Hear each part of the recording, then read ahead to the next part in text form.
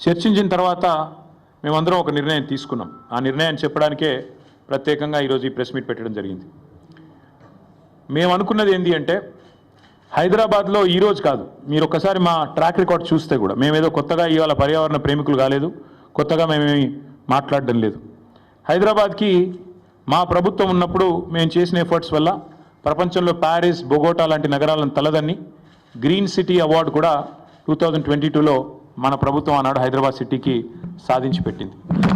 హరిత విప్లవాన్ని సృష్టించింది తెలంగాణ అని చెప్పి ఆనాడు జాతీయ అంతర్జాతీయ media green revolution mission Kakatiya అనండి, హరితహారం లాంటి కార్యక్రమం నుండి దానివల్ల అద్భుతాలు సృష్టించిన తెలంగాణ అని చెప్పి మరి ఆనాడు జాతీయ అంతర్జాతీయ సంస్థలు రాశాయి. ఇది మీ ప్రభుత్వ రిపోర్టే, మాది కాదు. 7.7% గ్రీన్ కవర్ పెరిగింది కేసీఆర్ గారి ప్రభుత్వంలో అని చెప్పి ఫారెస్ట్ సర్వే ఆఫ్ ఇండియా ఇచ్చిన రిపోర్టు మీ MCRHRD వెబ్సైట్లో ఉంది. ముఖ్యమంత్రి గారు కావాలంటే చూసుకోవచ్చు. 270 కోట్ల మొక్కలు నాటి హరిత విప్లవాన్ని సృష్టించిన ప్రభుత్వం మాది. హైదరాబాద్, కొరియాలో జరిగిన ఒక అంతర్జాతీయ ఈవెంట్లో ప్యారిస్ని, బొగోటాని, మెహికోని వీటన్నిటిని కాదని ఆనాడు అంతర్జాతీయ అవార్డు గెలుచుకున్న సందర్భంగా జాతీయ పత్రికల్లో వచ్చిన వార్తలు. జాతీయ స్థాయిలో forest survey of India Telangana ranks first in the nation in environment conservation forest cover. ఇది మా ట్రాక్ రికార్డ్, ఇది మేము సాధించిన విజయాలు. ఇక మళ్ళీ అదే మాట మళ్ళీ ఒకసారి, హరితహారం వల్ల మేము HMDAలో చేసిన ఎఫర్ట్స్ వల్ల గ్రీన్ సిటీ అవార్డు వచ్చిన విషయం. అదే మాదిరిగా ఇక ఇది డేటా. ఒక 10 ఏళ్లలో భారతదేశంలో ఏ నగరంలో గ్రీన్ కవర్ పెరిగింది అంటే మెట్రోస్లో. ఇది data, times of India report. ఇది డేటా చూడండి. బొంబాయి, ఢిల్లీ, చెన్నై, అదేవిధంగా కోల్కతా, బెంగళూరు, హైదరాబాద్ ఇవన్నిటిని కలిపి చూస్తే హైదరాబాద్లో అత్యధికంగా గ్రీన్ కవర్ పెంచింది తెలంగాణ ప్రభుత్వం కేసీఆర్ గారి హయాంలో అని మరి జాతీయ స్థాయిలో వచ్చిన రిపోర్ట్స్. ఇక ఎంత పెరిగింది, ఎన్ని స్క్వేర్ కిలోమీటర్లు పెరిగింది తెలంగాణలో అంటే ఇదొక రిపోర్టు. ఇట్లా ఒకటి కాదు, నేను 100 చూపెడతాను. ఇది ఒక్క పిక్చర్ మీకు అన్ని విషయాలు చెప్తుంది. ఆ తర్వాత భారత ప్రభుత్వం చెప్పింది కూడా ఒక మాటలో చెప్తాను. This one picture will speak volumes. భారతదేశంలోని 28 రాష్ట్రాల్లో ఎక్కడ గ్రీన్ కవర్ పెరిగింది అంటే ఇగో this is Telangana and the growth, decadal growth of green cover in Telangana. ఇది భారత ప్రభుత్వం పార్లమెంట్లో ఇచ్చిన రెస్పాన్స్. 2021 జూలై 23 నాడు భారతదేశంలో ఏ సంవత్సరంలో ఎంత పెరిగింది గ్రీన్ కవర్, ఎంత పెరిగింది అడవి అంటే ఇది భారత ప్రభుత్వం 2021లో ఇచ్చిన రిపోర్టు. అత్యధికంగా తెలంగాణ రాష్ట్రంలో పెరిగింది అని పార్లమెంట్లో ఇచ్చిన సమాధానం. బయోడైవర్సిటీని తెలంగాణ ప్రభుత్వం ఎట్లా కాపాడుతుంది అని చెప్పి వచ్చిన వార్తలు. అన్నిటికీ మించి మేమేదో ఒక హైదరాబాద్లోనే చేయలేదు. తెలంగాణలో మా ప్రభుత్వం ఉన్నప్పుడు ప్రతి పల్లెలో పల్లె ప్రకృతి వనాలు పెట్టి, చిన్న పల్లె కూడా 19,472 పల్లె ప్రకృతి వనాలు పెట్టింది కేసీఆర్ గారు. మొత్తం 13,657 ఎకరాల్లో పల్లె ప్రకృతి వనాలు పెట్టింది. పల్లెల్లో కూడా పచ్చదనాన్ని పెంచింది మా ప్రభుత్వం. మండల స్థాయిలో 2011 బృహత్ ప్రకృతి వనాలు పెట్టింది. మొత్తం 6,298 ఎకరాల్లో ఆనాడు కేసీఆర్ గారి ప్రభుత్వం. హైదరాబాద్ చుట్టూతా 108 అర్బన్ లంగ్ స్పేసెస్ క్రియేట్ చేసి వాటిల్లో కూడా మరి వేలాది ఎకరాల్లో ప్రజలకు కండ్లకోయ ఆక్సిజన్ పార్క్ కావచ్చు, ఉప్పల్ వైపు కావచ్చు, మీరు ఎటువైపులో పోయినా మొత్తం 108 అర్బన్ లంగ్ స్పేసెస్ క్రియేట్ చేసింది కేసీఆర్ గారి ప్రభుత్వం. అట్లాగే 1,00,000 పైచిలుకు పంచాయతీరాజ్ రహదారుల వెంబడ అవెన్యూ ప్లాంటేషన్ చేయడం జరిగింది. 12,000 కిలోమీటర్ల పైచిలుకు R&B రోడ్ల వెంబడ కూడా మరి మల్టిపుల్ అవెన్యూ ప్లాంటేషన్ చేయడం జరిగింది. ప్రతి ఊర్లో నర్సరీ ఉన్న ఒకే ఒక్క రాష్ట్రం భారతదేశంలో తెలంగాణ. 14,864 నర్సరీలు మున్సిపాలిటీలతో కలిపి, హైదరాబాద్తో కలిపి, ప్రతి ఊరితో కలిపితే దాదాపు 15,000 నర్సరీలు ఉన్న ఒకే ఒక్క రాష్ట్రం తెలంగాణ. 270 కోట్ల మొక్కలు పెట్టిన ఒకే ఒక్క రాష్ట్రం Telangana. That is our commitment. మాకేదో కొత్తగా ఈరోజు ఎన్వైర్న్మెంట్ గురించి మాకు ఎవరి దగ్గర కితాబులు అవసరం లేదు. ఇదంతా ఎందుకు చెప్తా ఉన్నా అంటే we have taken a decision as a party that 400 acres which this government is eyeing like a real estate broker, ఆ 400 ఎకరాలను ఎట్టి పరిస్థితుల్లో, ఇది కేసీఆర్ గారి మాట, మా పార్టీ మాట, మా పార్టీ తరఫున మేము మాటిస్తున్నాం, 3 ఏళ్లలో మేము ఖచ్చితంగా మళ్ళీ ప్రభుత్వంలోకి వస్తున్నాం.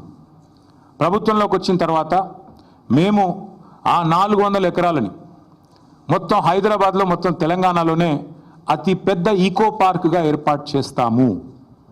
ఇప్పుడే నేను స్పష్టంగా చెప్తా ఉన్నా, ఈరోజు ఎవరైనా రేవంత్ రెడ్డి విసిరే బిస్కెట్ల కాశపడి, రేవంత్ రెడ్డి చెప్పే మాటల కాశపడి ఆ ల్యాండ్ ఒక ఇంచ్ ఎవరన్నా కొనుక్కున్నా మళ్ళా కుండ బద్దలు కొట్టినట్టు చెప్తున్నా, మమ్మల్ని తర్వాత అనొద్దు. ఖచ్చితంగా ప్రతి ఇంచ్ తిరిగి వెనక్కి తీసుకుంటాము. ఒక అద్భుతమైన ఈకో పార్క్, ఎట్లా అయితే ఒక సెంట్రల్ పార్క్ ఉంటుందో మన్హాటన్లో, ఆ స్థాయిలో ఒక అద్భుతమైన ఈకో పార్కును హైదరాబాద్ ప్రజలకి గిఫ్ట్గా అందిస్తాము. అటు సెంట్రల్ యూనివర్సిటీ విద్యార్థులకు ఆ గిఫ్ట్గా ఉంటుంది, హైదరాబాద్ ప్రజలకు కూడా ఇది ఒక గిఫ్ట్గా ఇస్తాము. ఇది మా కమిట్మెంట్, ఇది మా బాధ్యత. హైదరాబాద్ ప్రజలు మా ఓట్లేసి గెలిపించారు. మొన్నటి ఎన్నికల్లో కూడా ఏకపక్షంగా కాంగ్రెస్కి ఒక్క సీట్ ఇవ్వకుండా గెలిపించారు. So we're committed to protecting environment in the city of Hyderabad, in the state of Telangana. ఆ 400 ఎకరాలు పొరపాటున కూడా ఎవరు కొనవద్దు. కొంటే మీరు నష్టపోతారు. మమ్మల్ని తర్వాత తప్పుపడ్డద్దు. ప్రభుత్వంలోకి వచ్చిన తర్వాత కాదు, 3 ఏళ్ల ముందు చెప్తున్నాము. మమ్మల్ని తర్వాత అనవద్దు. ముందే చెప్తున్నాము, ఈ ప్రభుత్వం రియల్ ఎస్టేట్ విస్తరణ కాంక్షతో పనిచేస్తోంది.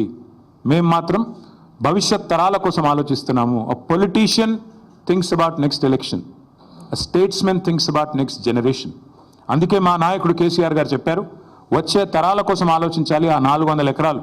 ఎందుకంటే మొన్నటిదాకా కోర్టు డిస్ప్యూట్లో ఉంది కాబట్టి మేమే కొట్లాడినాం కోర్టులో కూడా. ప్రైవేట్ వ్యక్తులది కాదు, ఆ ల్యాండ్ ప్రభుత్వాన్ని. మేమే కొట్లాడుతూనే ఆ ల్యాండ్ తిరిగి ప్రజలకు వచ్చింది. ఇవాళ అదేదో రియల్ ఎస్టేట్ కింద అమ్ముకోవడానికి కాదు మేము కొట్లాడింది. ఆ ప్రాంతంలో పర్యావరణ పరిరక్షణ జరగాలి, ఆ ప్రాంతంలో ఒక అర్బన్ లంగ్ స్పేస్ ఉండాలి. ఢిల్లీ మాదిరిగా మన నగరం మారొద్దు.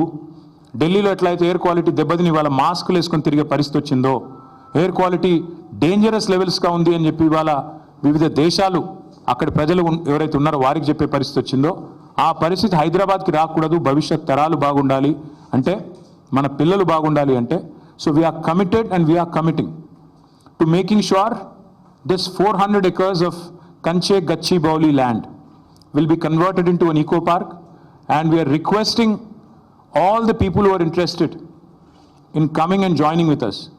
మా శ్రీనివాస్ యాదవ్ గారు ఇందాకనే నాతో అన్నారు, అన్న పిల్లలు ఆందోళన చేస్తున్నారు, మనం వెళ్ళాలి అన్నారు. ఎస్, మేము కూడా పోవాలని ఆలోచించినాం. కానీ దుర్మార్గులు కాంగ్రెస్ వాళ్ళు మేము ఆడ పడుగు పెట్టంగానే ఇది మొత్తం బీఆర్ఎస్ వాళ్ళే నడిపిస్తున్నారు అని పనికిమాలిన మాటలు మాట్లాడతారు. అందుకే కొద్దిగా దూరంగా ఉన్నాం. But I think the time has come. మేము కూడా ఇప్పుడు ప్రభుత్వం కనుక వెనక్కి తగ్గపోతే మేము కూడా పిలుపునిస్తాం. మొత్తం హైదరాబాద్ ప్రజలతో పాటు మా ప్రజాప్రతినిధులందరం కూడా we will March to HCU. వదిలిపెట్టం. ప్రభుత్వం వెనక్కి తగ్గాల్సిందే, తగ్గకపోతే వదిలిపెట్టం. ఎట్టి పరిస్థితుల్లో కూడా ఊరుకోం. ఆల్రెడీ రాజ్యసభలో మా రాజ్యసభ ఫ్లోర్ లీడర్ సురేష్ రెడ్డి గారు, మా ఎంపీ గాయత్రి రవిచంద్ర గారు, వద్దిరాజు రవిచంద్ర గారు చాలా గట్టిగా మాట్లాడినారు. ఎస్, ఇది కేంద్ర ప్రభుత్వం కూడా జోక్యం చేసుకోవాలి. ఇది కేంద్రీయ విద్యాలయంలో ఆందోళన జరుగుతున్నాయి, వెంటనే జోక్యం చేసుకోండి అని కోరినారు. అట్లాగే 10 మంది HCU విద్యార్థులు మేము ఢిల్లీకి వెళ్ళాలి, మాకు అపాయింట్మెంట్ ఇప్పించండి అంటే ధర్మేంద్ర ప్రధాన్ గారితో అపాయింట్మెంట్ ఇప్పించి HRD మినిస్టర్ గారితో వారిని కూడా తీసుకొని పోయాము. వారికి కూడా సపోర్ట్ చేస్తున్నాము. లీగల్గా కూడా కొట్లాడుతున్న విద్యార్థులు ఎవరైతే ఉన్నారో, NGOలు ఎవరైతే ఉన్నారో వారికి కూడా బరాబర్ చెప్తున్నాం, సపోర్ట్ చేస్తాం. This is not a political fight, this is a fight for the future of Hyderabad, for the future of Telangana. కాబట్టి ఖచ్చితంగా ఏ పర్యావరణవేత్తకైనా అండగా ఉంటాం. ఎవరెవరైతే ఈరోజు కొట్లాడుతున్నారో ఈ భూముల పరిరక్షణకు, భవిష్యత్ తరం పరిరక్షణకు, వారికి ముమ్మాటికి అండగా ఉంటాం. ఇక పనికిమాలిన మాటలు మాట్లాడుతున్న మంత్రులు, ఆడ ఏం లేదు బయోడైవర్సిటీ, గింత పెద్ద రిపోర్ట్లు ఉన్నాయి, అందులో ఏమున్నది ఏం లేదు. ఎన్ని రకాల స్పీషీస్ ఉన్నాయి, ఎంత ఫ్లోరా ఉంది, ఎంత ఫౌనా ఉంది, అక్కడ ఎన్ని పక్షులు ఉన్నాయి, ఎన్ని రకాల పక్షులు, మొత్తం డీటెయిల్స్ ఉన్నాయి. ఇది నా రిపోర్ట్ కాదు, ఇండిపెండెంట్ ఏజెన్సీస్ HCUలో పనిచేసే ప్రొఫెసర్లు తయారు చేసిన రిపోర్ట్. 1-2 కాదు, బోలెడు ఉన్నాయి. ఇక ఫోటోలు చూపెట్టాలంటే ఇవి AI జనరేటెడ్ ఇమేజ్లు కాదు. పాపం మంత్రులు కొంతమంది తెలిసి తెలియక ముఖ్యమంత్రి గారి ట్రాప్లో పడి ఏదో మాట్లాడుతున్నారు.